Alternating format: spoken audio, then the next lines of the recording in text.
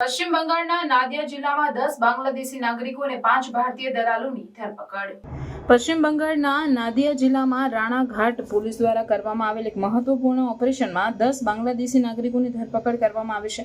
આ વ્યક્તિઓને ભારતમાં ગેરકાયદેસર રીતે પ્રવેશ કરવા બદલ પકડવામાં આવ્યા હતા. તેમની સાથે 5 ભારતીય દલાલોને પણ આ બાંગ્લાદેશી નાગરિકોને ગેરકાયદેસર પ્રવેશમાં મદદ અને પ્રોત્સાહન આપવા બદલ ધરપકડ કરવામાં આવી છે. આ ઓપરેશન નાદિયા જિલ્લાના ધાંતલા અને હંસખાલી વિસ્તારોમાં કરવામાં આવ્યું હતું. પોલીસ સૂત્રોના જણાવ્યા અનુસાર ધરપકડ કરાયેલા વ્યક્તિઓ માનવ તસ્કરી અને અન્ય સરહદી ગેરકાયદેસર પ્રવૃત્તિઓમાં સંકળાયેલા હતા.